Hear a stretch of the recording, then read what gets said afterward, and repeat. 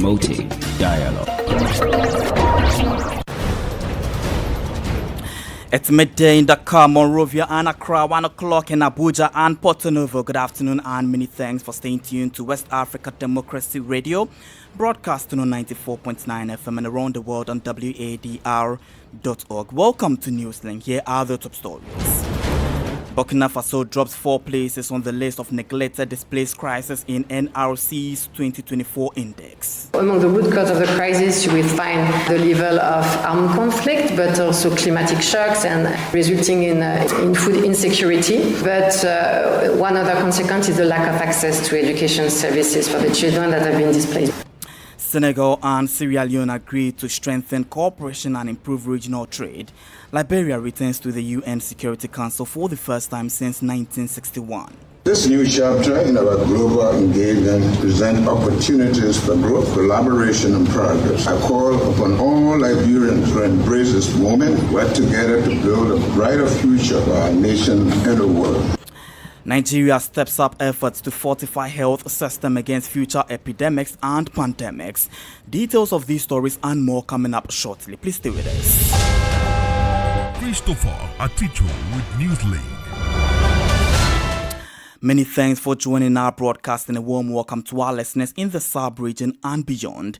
Newslink begins with some humanitarian issues as the Norwegian Refugee Council has identified displacement as a major setback to Burkina Faso's educational sector, despite climbing 4 places up on the latest ranking. According to the Council's 2024 Neglected Displaced Crisis Index, the Sahelian nation has over 2 million internally displaced persons.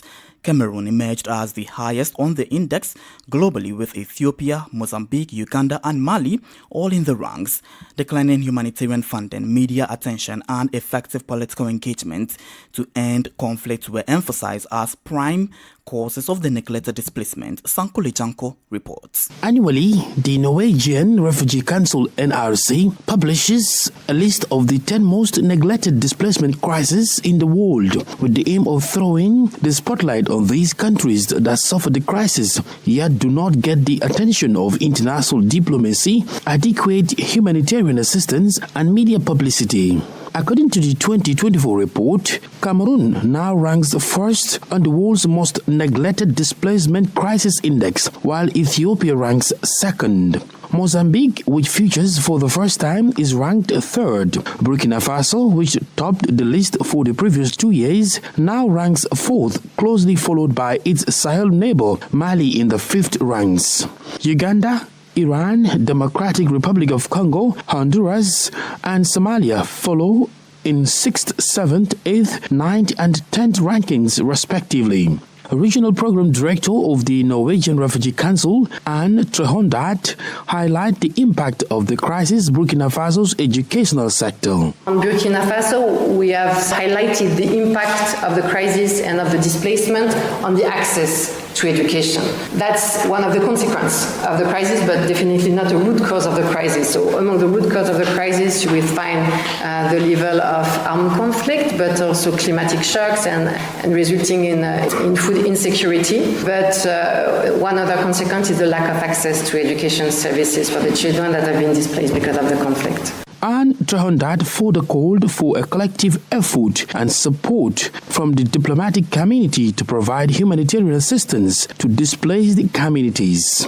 The Norwegian Refugee Council points that declining donor funding will deepen the neglect of people affected by the displacement crisis.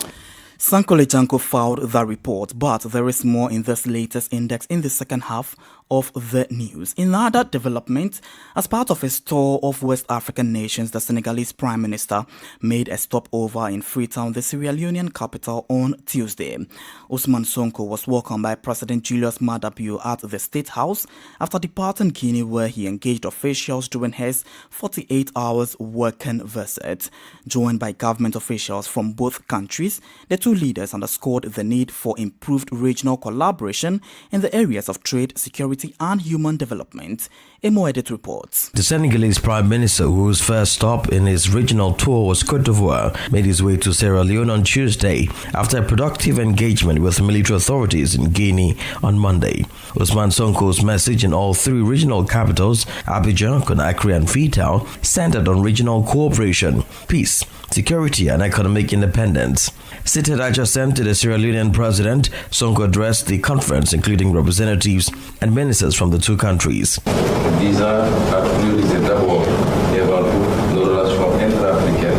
The doctrine, philosophy that has been promoted by your colleague, the President of the Republic of Senegal, is that of inter-Africa relationship, especially with focus on the relationship within the West African region.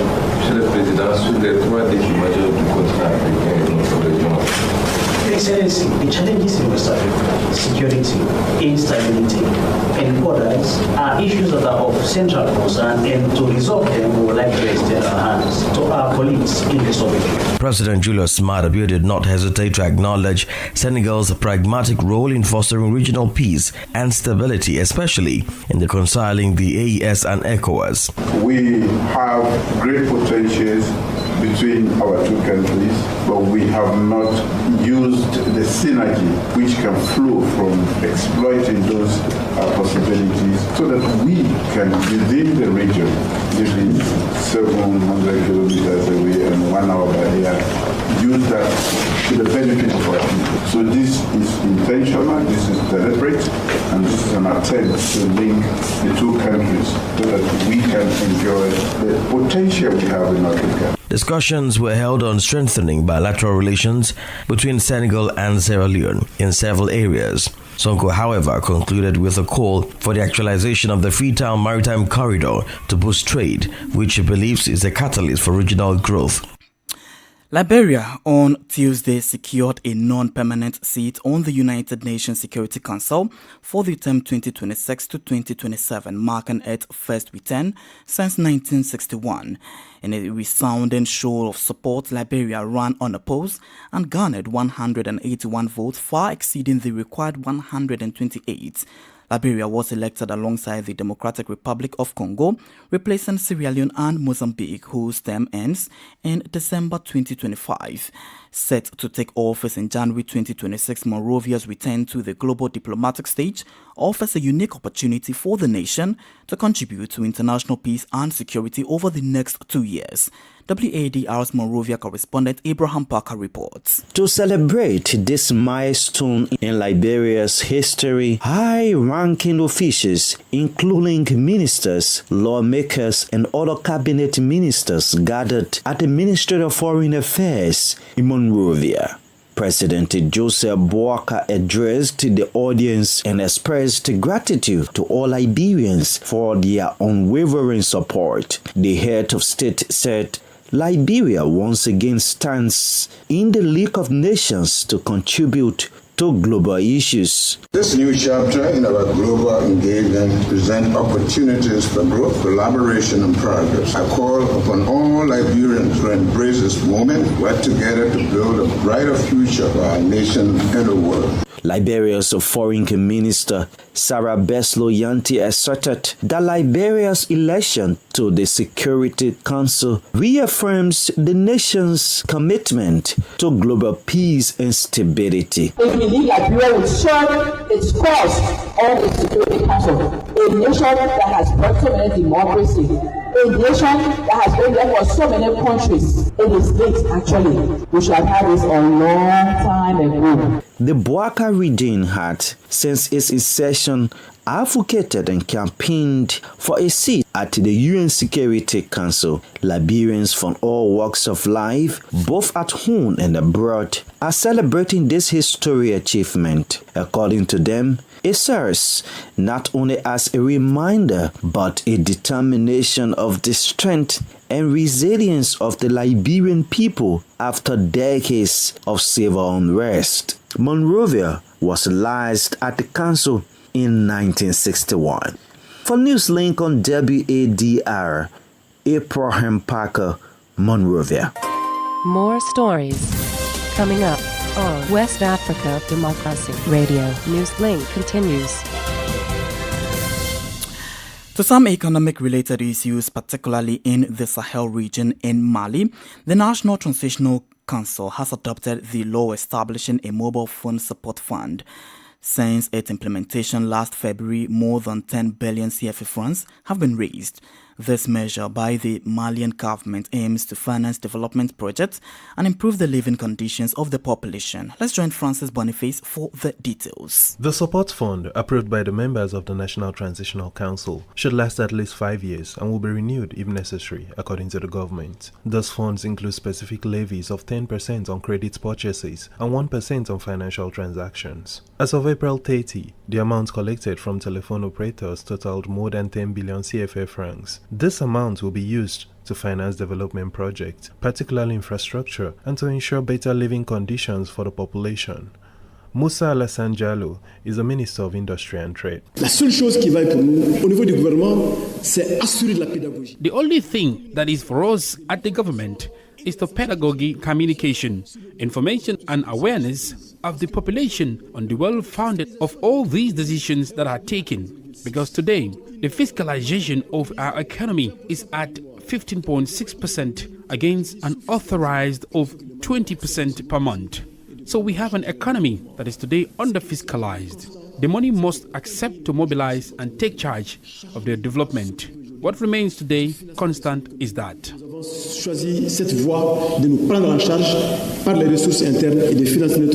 This fund could also be injected into other important sectors in cases of need and emergency. In addition, a draft special solidarity contribution and a special contribution on the consumption of alcoholic beverages were adopted. Francis Boniface filed that report. And still in Mali, but on legal issues, the trial concerning the purchase of the presidential plane and Malian equipment or military equipment continues today. Wednesday, June 4, the accused Princess Buhari Fili finally appeared before the presiding judge on Tuesday after a sudden illness on Monday that led to the hearing being postponed. The former Minister of Economy and Finance once again denied the charges against her. Abdullahi Hassan completes the story. Dressed entirely in white, Buhari Fili Sissoko appeared on Tuesday before the special court. With the help of civil protection officers and members of her family, she was placed in a chair. At the opening of the hearing, the presiding judge invited the witnesses, including former Prime Minister Moussa Mara, to leave the room. The co-defendants were then called to the stand. In their closing arguments, the prosecution outlined the charges against them. These include forgery, overcharging for military equipment, embezzlement, and damage to public property. After an hour of recess, Buhari Fili took the floor. The former Minister of Economy and Finance denied the charges against her, adding that the actions were taken in accordance with the law. She stated that she was not involved in this case. According to her, the letter of intent for the aircraft purchase was signed by Madani Toure, the Minister Delegate for Budget, at the time of the incident. As a reminder, Buhari Fili Sissoko, the main defendant, is being prosecuted along with several other former dignitaries of Ibrahim Boubacar Keita's regime, including ministers and senior army officers. The case involves 130 billion CFA francs. The trial continues today, Wednesday. A report by WADR's Abdullahi Hassan. We're still listening to Newslink here on West Africa Democracy Radio, broadcasting on 94.9 FM and around the world on WADR.org. We're also live on Facebook at WADR English Service, as well as YouTube at WADR News. Here's a reminder of our top stories. Burkina Faso drops 4 places on the list of neglected displaced crises in NRC's 2024 index. Senegal and Sierra Leone agree to strengthen cooperation and improve regional trade. And Liberia returns to the United Nations Security Council for the first time since 1961. And still ahead in the news, Nigeria steps up efforts to fortify health system against future epidemics and pandemics. We also have the press review, guest interview, and sports news. Please stay with us. Fresh and breaking news all the time. Hear it first as the news breaks, only on West Africa Democracy Radio. Newslink continues. Let me take you to Nigeria, where the country is ramping up efforts to fortify its health system against future epidemics and pandemics. Thus, key government health agencies are being trained at a 2-day workshop in Abuja, Nigeria. It aims to leverage and represent their data using specialized tools development under the Inform Africa project, an initiative focused on enhancing pandemics preparedness. The event is supported by the United States National Health Institute. From Abuja, WADR's Yeshenu Sesatu reports. The hybrid event, organized by the Institute of Human Virology Nigeria, IHVN, brought together a diverse group of experts, including researchers, data analysts, and professors from Nigeria, EU member states, and the United States of America. The consensus is clear. The need to prepare for the next pandemic is urgent. Professor Alashley Abimuku, Executive Director of the International Research Center of Excellence at IHVN, stressed the importance of intentional data collection. Can we collect data with a real intent of using it? If we're collecting data just to keep on our computer or books, then it doesn't help us. Speaking on behalf of the Director General of the National Agency for the Control of AIDS, NACA, Dr. Ronke Adeoye, noted that the goal is to adopt a proactive approach to health emergencies. We are also working collaboratively with other stakeholders to make sure that everything that has to do with research and that we don't wait until it happens. We are prepared, we are proactive. Yashe Rimam Deyati Usman, a representative of the Director General of the Nigeria Center for Disease Control and Prevention, NCDC, reaffirmed the agency's commitment to improving its capacity for disease surveillance and response. We will be much happy to see how we can work together and stand down what we do and understand the better way that we can be better prepared, considering that these diseases are always here with us and they change with time and season. Africa faces significant challenges in preparing for health emergencies due to weak health systems, inadequate infrastructure, and limited resources. Thus, the Inform Africa project aims to harness the power of big data to address these critical health challenges, especially those linked to the COVID-19 and HIV pandemics. From Abuja, Yechenu Sasitu reporting for WADR. This is the newspaper review. Stay abreast and find out what the top stories are in your country. This is the newspaper review. The newspaper review. Let's join Sankole Janko from the Banju for the press review. We begin this newspaper review with the Standard newspaper, whose lead story this afternoon reads, Assembly rejects SIS's request to observe Russian oil inquiry. SIS is the State Intelligence Services, and according to this lead story on the Standard newspaper, they made a request to observe an inquiry by the Select Committee of National Assembly relating to Russian oil scandal in the Gambia that involves some government officials and state-owned enterprises. They made a request to observe this particular inquiry, but the Assembly rejected this proposal by the State Intelligence Services. IMF warns shift in U.S. trade policy may affect growth in Gambia orders. Health officials say 34% of death tolls caused by NCDs amid high tobacco use. Let's take a look at the Point newspaper.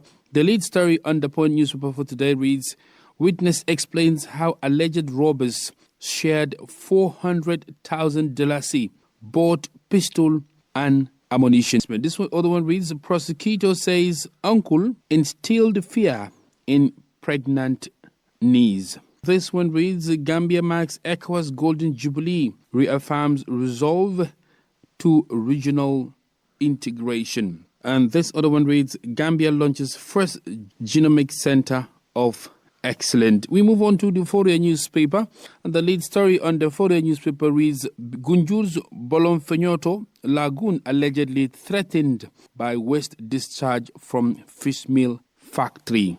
ADI approves $52.6 million grant to boost Gambia's transport and energy infrastructure. Let's take a look at the final newspaper for today, and that is the Alcamba Times. And the lead story on the Alcamba Times read, Gambian death toll in Libya fire rises to 5. Survivors plead for urgent evacuation. I'm afraid these are the major stories on Gambian dailies for today. Thank you very much, Sankole Janko, for the press review. Politics, analysis on major news, social matters, and all. This is A Guest. Our guest interview this afternoon focuses on the 2024 World Most Neglected Displaced Crisis Index released by the Norwegian Refugee Council, which highlights displacement as a major setback to Burkina Faso's educational sector, despite climbing 4 places up in the latest ranking. Cameroon emerged as the highest on the index globally, with Ethiopia, Mozambique, Uganda and Mali all in the ranks. Declining humanitarian funding, media attention and effective political engagement to end conflict were emphasized as the prime causes of the neglected displacement. And Trihoda is the regional program director at the Norwegian Refugee Council.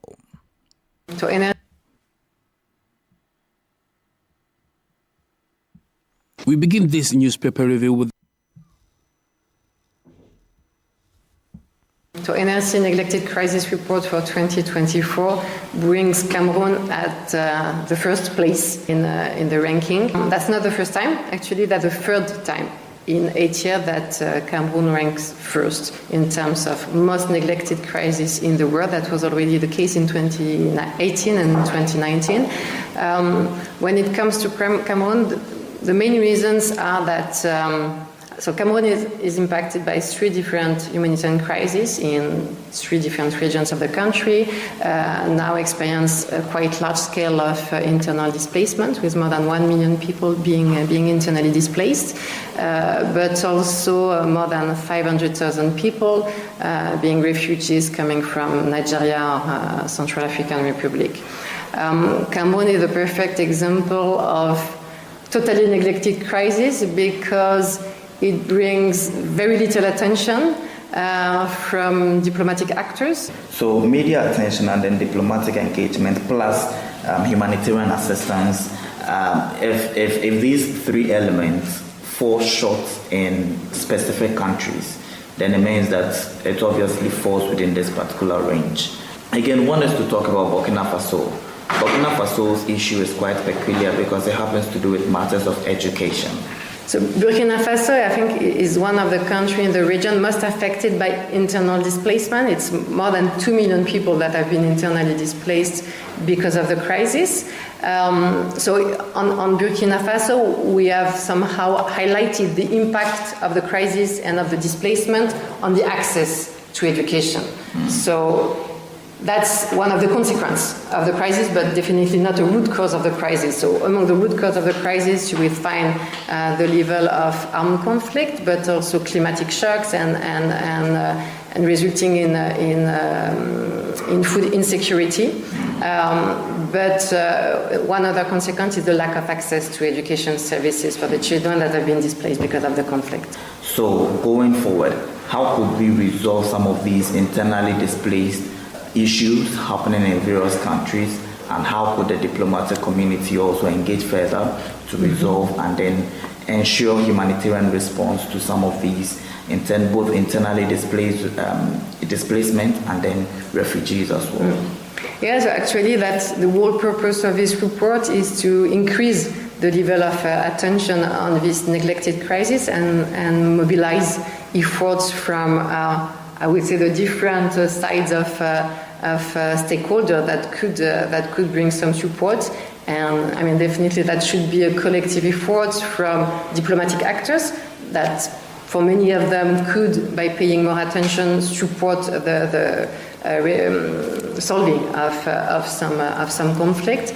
Definitely media, because all of that is pretty linked, and higher level of media attention will also bring more attention from diplomatic and political actors. And finally, funding and funding for humanitarian assistance that would help humanitarian actors to better support populations affected by the crisis. So I would say that's a collective and combined effort that this annual report is also aiming to promote. Has this by any way increased the level of gender-based violence that women experience in these countries? In general, women and children are very often among the most affected people by any conflict, any armed conflict, and any displacement.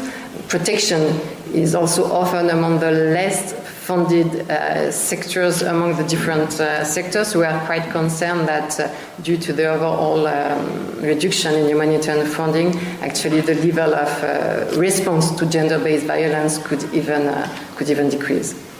Andre Wadr is the Regional Program Director at the Norwegian Refugee Council.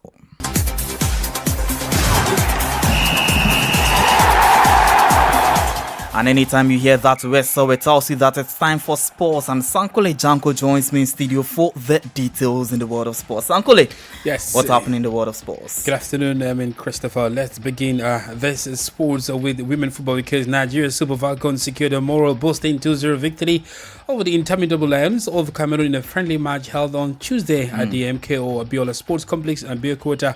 Of course, team captain Rashidat Ajibaid led by example, netting both goals for the Super Falcons.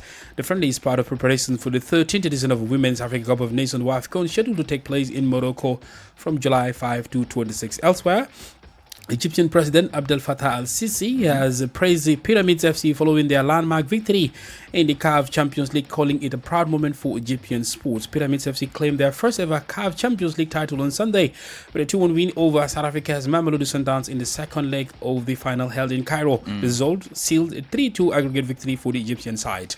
In other news, of course, Brentford winger Bryan Mbeumo has reportedly set his sight on a move to Manchester United despite attracting interest from several other Premier League clubs.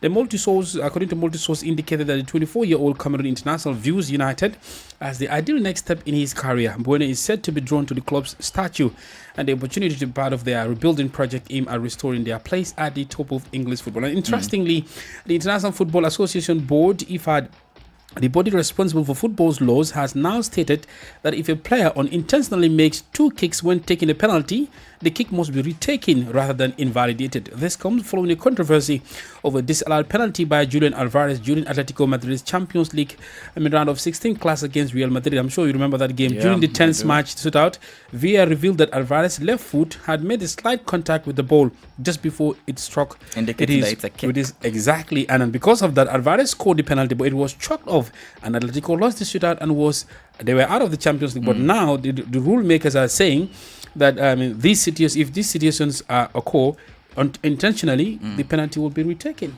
Right, very well. I'm just concerned about the Cameroonian 24-year man joining his brother Onana at Manchester United. You are not happy with that? I'm just concerned because concerned about what exactly? He chose the club because the club has statue and he wants to be part of the project to rebuild the club. We wish him well. We wish him well. We wish him well. And contribute and pray that he does his best for Manchester United. Unlike his countryman. I didn't say anything. And with that, we've come to the end of today's edition of Newslink here on West Africa Democracy Radio, broadcasting on 94.9 FM from Dakar, Senegal. Thank you for listening, and many thanks to Fali Lusso and Umu Danyogo for the technical assistance. Do interact with us via our social media platforms, X, formerly Twitter, Instagram at WADR News, and on Facebook at WADR English Service. Coming up at the bottom of the hour is WADR's Gender Program 50/50 with Nadede Tete. I am Christopher Ticho. Good afternoon and enjoy the rest of our broadcast. And many thanks to you for listening to Newslink via Hot 104.3 FM, New Me FM 94.0, Hilltop Radio 104.7 FM, and Veritas Radio 102.9 in Banjul, the Gambia. We also appreciate our listeners in Liberia via Alternative Youth Radio 98.9 FM, Lofa County.